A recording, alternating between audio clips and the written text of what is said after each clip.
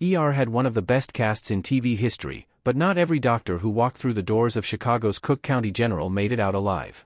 Beyond being the fourth longest-running show on NBC, the 331-episode series is also renowned as one of the network's best dramas to date. Throughout its 15-year run, ER practically reinvented the medical drama genre, and it maintains a glowing reputation as a highly awarded title that defined the late 90s/early aughts. While the series garnered tens of millions of viewers in its prime, ER's dedicated fanbase faced its fair share of tragedy. Aside from the typical humdrum one would expect from a hospital emergency room, there were plenty of unexpectedly dark episodes of ER that shocked and appalled the audience, chief among them, of course, including a long list of character deaths. Every medical-adjacent show incorporates heartbreaking twists where patients don't make it through surgery, but ER took it a step further by killing off multiple main characters, all of whom fans still mourn decades after the show's cancellation. Dennis Gant died in a train accident Season 3, Episode 11, Night Shift. ER viewers were lulled into a false sense of security when no major character deaths occurred throughout its first two installments, but Season 3 changed everything.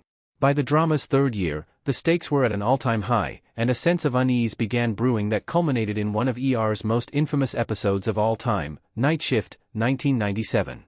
Following his introduction at the start of the third season, surgical intern Dennis Gant, Omar Epps, was a welcome addition and a loyal friend to Dr. Carter, Noah Weil, but he sadly only lasted a mere 11 episodes. Dennis' death has been widely contested, as some believe he fell onto the L train platform while others posit the intern took his own life due to the high stress of his work environment.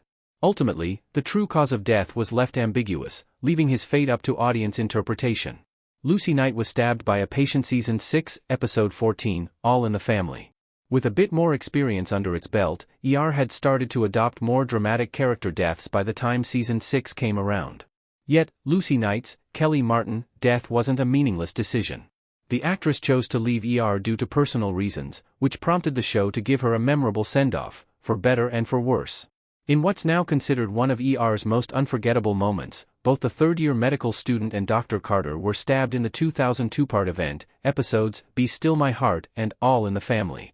The death scene served as a turning point for the series, as the attack was a far more violent and gory affair than what the audiences had become accustomed to. That Lucy was killed by a patient only added insult to injury, and the monumental scene of Carter finding her body remains one of ER's most heart-wrenching moments to this day. Mark Greene died from a brain tumor Season 8, Episode 21, On the Beach. 2 years later, ER once again reached new theatrical heights in Season 8. Similar to Martin, the network gave in to Anthony Edwards' desire to step away from his role, Dr. Mark Greene, to spend more time with his family. Within the show's overarching narrative, Mark Greene had previously survived a brain tumor, but Season 8 saw the iconic doctor succumb to his illness after a sudden relapse. Out of the small original cast of ER, Dr. Greene was the only character to be killed off. As devastating as his departure was, however, the series gave him by far the most peaceful death. As he passes away in his sleep, the viewers get the chance to witness Mark imagining him and his daughter in Hawaii during his final moments.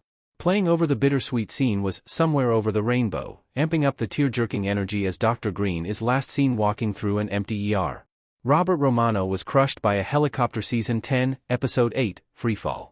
Without question, Paul McCrane did a phenomenal job portraying the much-maligned Robert "Rocket" Romano, as he was a character most viewers loved to hate during his 7-season stint on ER.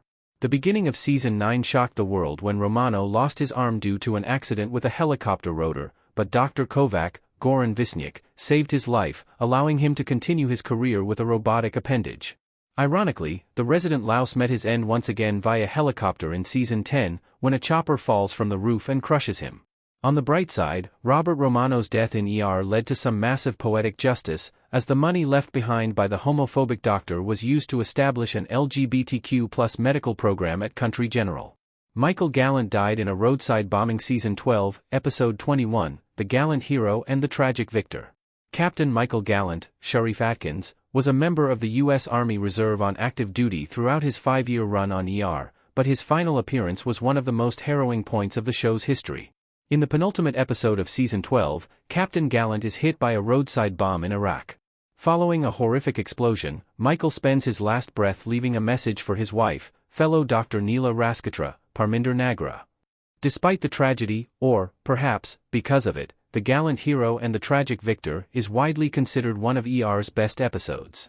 The captain's death left countless viewers shaken, made worse by the subsequent reveal that Michael's last words to his wife were an apology for leaving the country in the first place. Greg Pratt died in an ambulance explosion. Season 15, Episode 1, Life After Death. Season 15 marked the final year of ER's historic television run, but the medical drama started its swan song with a bang. In the season premiere, Dr. Greg Pratt, Mekhi Phifer, died from injuries he sustained in a climactic ambulance explosion in Season 14. Initially, the audience held out hope that the doctor would survive the disaster, but Pratt tragically died just shy of the series' home stretch. Fortunately, Pratt's organs were donated per his wishes, which served as a vital reminder to each viewer to consider organ donation themselves. In a cruel twist of fate, however, ER revealed that Pratt was to be offered the role of chief of the emergency room, which he would have surely accepted had he survived. Although his last-second death was crushing for many, Pratt, and the rest of ER's fallen doctors, lived on in the shows.